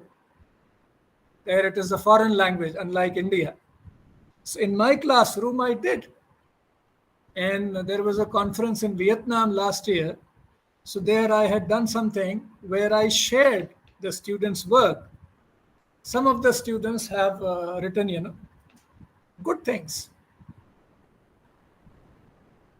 And I had, I had started with, lower level, which activities like writing creative definitions. Okay. Like what is music, what is happiness, what is love, what is hate. writing creative definitions. And from there, we moved on. So small stanza. Some have written very good ones. Thank you, sir. Thank you for your wonderful explanation, sir. Good afternoon, sir. Yes, Dr. sir.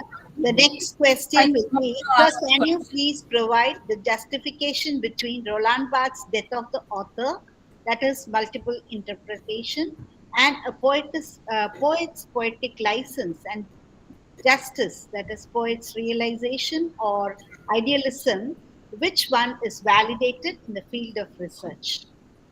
Excuse me, ma'am. I have a question regarding the previous answer. Okay. Ma'am, I just want to ask Vijay Thakur sir that Refugee is a rearranged poem or it is also a Refugees, yeah? sample of pied poems? Because in Refugee, we hardly change anything, we just reverse the order. Reverse the order, yeah. So it is And also this is not from me. Perhaps this was by the poet himself. so it is also Yes, a example very of high level of creativity is reflected.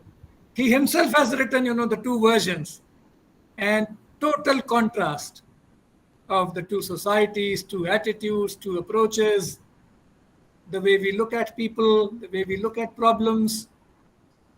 So very high level of creativity is reflected. So look at the arrangement of words. It must have taken in a lot of thinking and time and emotions. sir, it is also an example of pied poems. Or is there any other word for these poems? We can call it a pied poem because what he has done, but he has not, jumbled up. These are the just lines.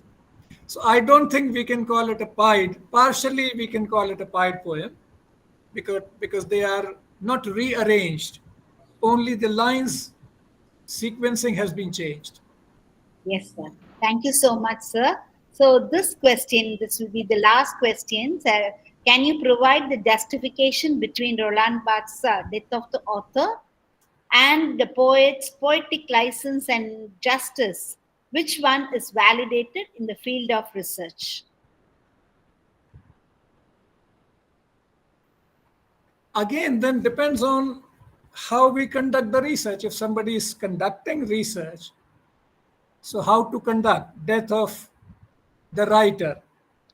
People say, many writers have also said that once we finish completing a piece of literature and when it goes to the hands of in the hands of the readers, then they read, and based on their background, based on their thinking, based on their approach, attitude, they give a meaning, different meaning. That is why there is a possibility that there can be more than one interpretations, more than one meanings. Depends on the readers. That is why he has said that once the piece of literature is created, the author dies. Now it is in the hands of the readers. They give different meanings, they enjoy differently. Sometimes there may be 10 different interpretations of the same, hundreds of different interpretations. So, in that sense, yes, this is a reality. In a way, that is the death of the author and birth of the readers, isn't it? If somebody wants to do research on this, then maybe somebody can interview at length the author. Okay, this is your work. What did you intend to convey? Why you said this? Why you said that? Maybe a questionnaire, for example, can be prepared. And then take maybe 20 different readers of the same text and ask them the same questions and see how much relevant the author or author's views are in comparison to their responses. So maybe there may be a partial death of the author, and sometimes you may find one or two which are totally different. than what author meant. So yes, in that sense, death of the author is justified to some extent.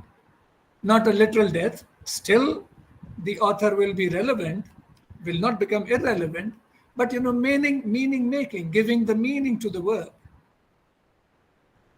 That is why there will be too many interpretations. Look at many scriptures, ancient scriptures. There are so many versions, interpretations. And the second part, what was the second part? Death of the. Yeah. There were two parts. A poet's poetic license and justice. Which one is validated in the field of research? That researcher will have to. On its own, it will not happen. Yes, people validate, yes. Extend the support. Yeah. Yeah. Again, if we have to validate, then we need to conduct again research, similar way.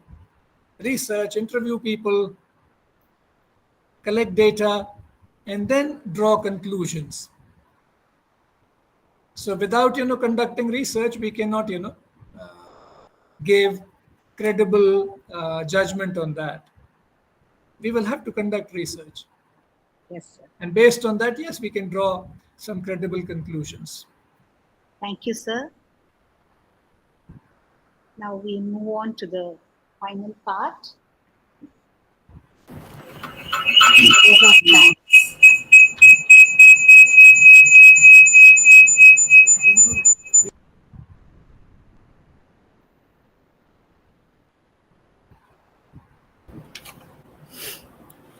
When we give cheerfully and accept gratefully, everyone is blessed, says Maya Angelou. I request Dr. Ruby Merlin, Associate Professor and Dean of Students, to propose the vote of thanks.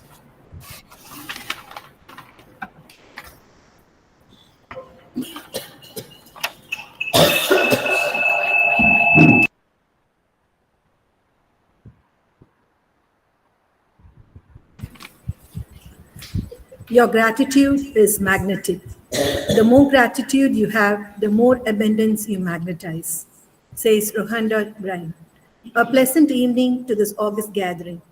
At the outset, I thank the Lord Almighty for showering His abundant grace in each and every step that we have taken to make this faculty development program a reality. I express my gratitude to Reverend Sister Dr. Annie Xavier, Secretary, Holy Cross College, for her guidance and prayerful support in all her endeavors. Thank you, dear sister, for gracing the occasion by your presence and felicitation. My sincere thanks to Reverend Sister Dr. Isabella Rajkumari, Principal, Holy Cross College, the guiding star who has instilled in us the desire to scale greater heights. Thank you, dear sister, for being with us and felicitating us.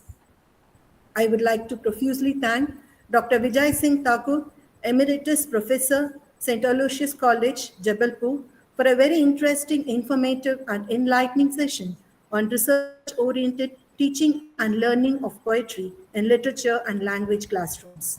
Thank you, sir.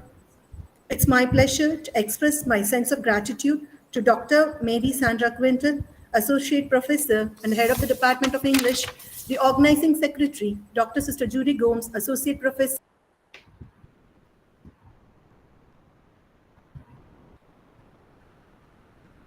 Ma'am, you are on mute, ma'am. Ruby, ma'am. Kindly unmute, ma'am.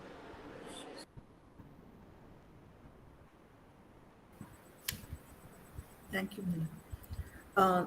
The Organizing Secretary, Dr. Sister Judy Gomes, Associate Professor, Vice Principal, the Advisory Committee Member, Dr. Mary Jayanti, Associate Professor and Dean of International Affairs, and the members of the staff of the Department of English for working behind the scene, contributing in every minute way in making this 5-day faculty development program a reality. This faculty development program wouldn't have been this effective and significant without you, our dear participants. Thank you for your active participation and presence. Once again, I thank each and every one of you for your presence and participation. Thank you. Thank you, sir. Thank you, organizers. Thank you. Thank you, sir. Thank you, sir. If it is Thank you possible, so much Thank for you, sir. being with us. if it is possible, you can share the PPTs with all those who attended. So the PPT is being already shared. Okay, The okay. Because participants can somebody download was it. writing, can we get, his email or something? My email is there in the Yes. last slide and even on the first page. So if they have any We have further given the questions, access, sir, so they can download it. Yes. thank you.